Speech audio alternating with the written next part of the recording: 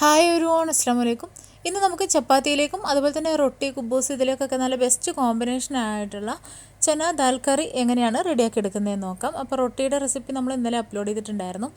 ഞാനിപ്പോൾ ഇവിടെ എടുത്തിട്ടുള്ളത് 2 കപ്പ് കടലപ്പരിപ്പാണ്. അപ്പോൾ ഇത് 5 മണിക്കൂർ സോക്ക് ചെയ്തെടുത്തിട്ടുള്ളതാണ് കേട്ടോ. വാഷ് ചെയ്തതിനു ശേഷം നമുക്കത് കുക്കറിലേക്ക് ചേർത്ത് കൊടുക്കാം.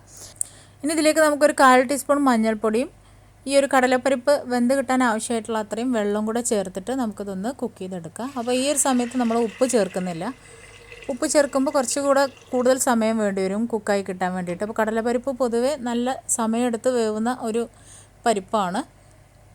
അപ്പോൾ 5 വിസിൽ വന്നതിന് ശേഷമാണ് അത് നന്നായിട്ട് കുക്കായി കിട്ടിയിട്ടുള്ളത് കേട്ടോ. അപ്പോൾ നല്ല വെന്ത് കിട്ടിയിട്ടുണ്ട്. ഇനി നമുക്കിതിലേക്കുള്ള മസാല റെഡിയാക്കി എടുക്കാം. അതിനായിട്ട് ഞാനൊരു പാന് ചൂടാകാനായിട്ട് വെച്ചിട്ടുണ്ട്. അതിലേക്ക് നമുക്ക് അല്പം ഓയിൽ ഒഴിച്ചു കൊടുക്കാം.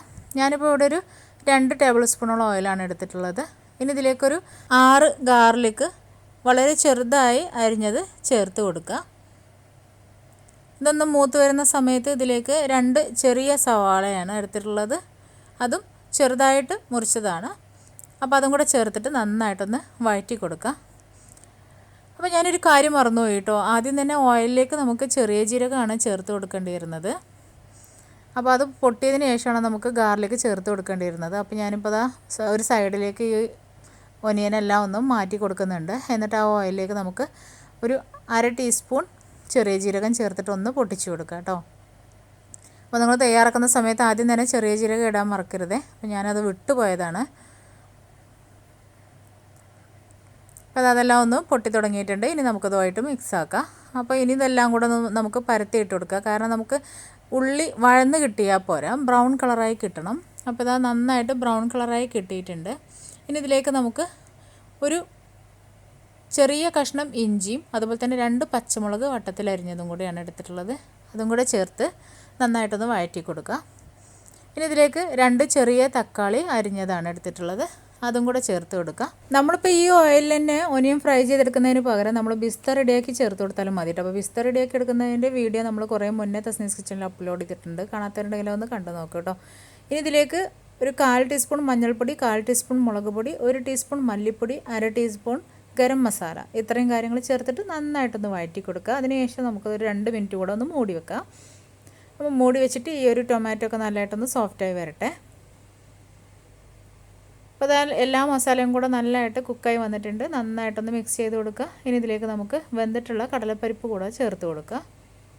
ഒനിയൻ ഫ്രൈ ചെയ്യുമ്പോൾ കരിഞ്ഞു പോവാതെ ശ്രദ്ധിക്കണം കേട്ടോ. കരിഞ്ഞു പോയി കഴിഞ്ഞാൽ കറിയുടെ ഫ്ലേവർ തന്നെ മാറിപ്പോവും. ഇനി നമ്മൾ കുക്ക് ചെയ്തെടുത്തിട്ടുള്ള കടലപ്പരിപ്പ് ഇതിലേക്ക് ചേർത്ത് കൊടുത്തിട്ടുണ്ട്. അപ്പോൾ കടലപ്പരിപ്പ് ചേർക്കുന്ന സമയത്ത് കുറച്ച് വെന്ത് പോയതും എന്നാൽ അതിൽ കടിക്കാനായിട്ട് നല്ലതായിട്ട് കടലപ്പരിപ്പ് ഉണ്ടായിരിക്കാൻ വേണം. ആ ഒരു പരുവത്തിലാണ് കടലപ്പരിപ്പ് വേണ്ടത്. അപ്പോൾ ഇതിൽ തന്നെ കാണാൻ പറ്റും കുറച്ചിങ്ങനെ വെന്ത് കുഴഞ്ഞു പോയിട്ടുണ്ട് എന്ന കടലപ്പരിപ്പ് കാണുന്നുണ്ട്. ആ രീതിയിൽ കേട്ടോ.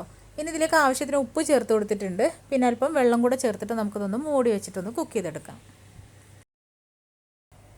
ഒരു 5 മിനിറ്റ് മൂടി വെച്ച് കുക്ക് ചെയ്തെടുത്തിട്ടുള്ള കടലപ്പരിപ്പ് ഇതാ ഒരു മസാലയായിട്ട് നല്ലതായിട്ട് വെന്ത് കളറൊക്കെ മാറി വന്നിട്ടുണ്ട്. ഇനി നമുക്കിതിലേക്ക് ഒരു പിടി കസൂരി മേത്തി കയ്യിലിട്ട് നന്നായിട്ടൊന്ന് ക്രഷ് ചെയ്തെടുത്തിട്ട് ഇതിലേക്ക് ചേർത്ത് കൊടുക്കുക. അപ്പോൾ ഇവിടെയൊക്കെ പാകിസ്ഥാനി റെസ്റ്റോറൻറ്റുകളിൽ പോയി കഴിഞ്ഞാൽ നമ്മൾ ഇത് കഴിക്കാതിരിക്കില്ല കേട്ടോ. അത്രയും ടേസ്റ്റ് ആയിട്ടുള്ള ഒരു കറിയാണ് ഈ ഒരു ചന ദാൽ കറി എന്ന് പറയുന്നത്. അപ്പോൾ തീർച്ചയായിട്ടും നിങ്ങളിതൊന്ന് ട്രൈ ചെയ്ത് നോക്കണം. ചപ്പാത്തിയിലേക്കൊക്കെ നല്ല അടിപൊളിയാണ്. അപ്പോൾ ഇതാ ഒന്നും കൂടെ ഒന്ന് മൂടി വെക്കണം. ഒരു 2 മിനിറ്റും കൂടെ മൂടി വെച്ചിട്ടൊന്ന് കുക്ക് ചെയ്തെടുക്കുന്നുണ്ട്. അപ്പോൾ നമ്മുടെ ആ ഒരു കസൂരി മേത്തിയുടെ ഫ്ലേവറൊക്കെ അതിലേക്ക് നന്നായിട്ട് ഇറങ്ങി വരും. കസൂരി മേത്തി എന്ന് പറയുന്നത് ഉലുവയുടെ ഇലയാണ്. അതെങ്ങനെയാണ് വീട്ടിൽ റെഡിയാക്കി എടുക്കുന്നത് എന്നുള്ളതിൻ്റെ വീഡിയോ നമ്മൾ കുറേ മുന്നേ അപ്ലോഡ് ചെയ്തിട്ടുണ്ട്. അപ്പോൾ ഞാൻ ഫ്ലെയിം ഓഫ് ചെയ്തിട്ടുണ്ട്. ഇനി ഇതിലേക്ക് മല്ലിയില ഇട്ട് കൊടുക്കുകയാണ്. അപ്പോൾ സെർവ് ചെയ്യുന്ന സമയത്ത് മല്ലിയില ഇട്ട് കൊടുത്താൽ മതി. ഇനി വേണമെന്നുണ്ടെങ്കിൽ 2 പീസ് ബട്ടറും കൂടെ ചേർത്ത് കൊടുക്കുക ഒരു ഫ്ലേവറിന് വേണ്ടിയിട്ട്. അതുണ്ടെങ്കിൽ ചേർത്ത് കൊടുത്താൽ മതി. ചേർത്ത് കൊടുക്കുകയാണെന്നുണ്ടെങ്കിൽ ഒരു പ്രത്യേക ടേസ്റ്റാണ് കേട്ടോ. അപ്പോൾ അതാ നമ്മുടെ കറി ഇവിടെ റെഡി ആയിട്ടുണ്ട്. ഇനി ചപ്പാത്തി, റൊട്ടി, കുബൂസ് ഇതിൻ്റെയൊക്കെ കൂടെ നമുക്കിത് സെർവ് ചെയ്യാവുന്നതാണ്. നല്ല അടിപൊളിയായിട്ടുള്ളൊരു കറിയാണ്. തീർച്ചയായിട്ടും ട്രൈ ചെയ്ത് നോക്കണം. അപ്പോൾ വീണ്ടും നെക്സ്റ്റ് വീഡിയോയിൽ കാണാം ഇൻഷാ അല്ലാഹ്. Thank you.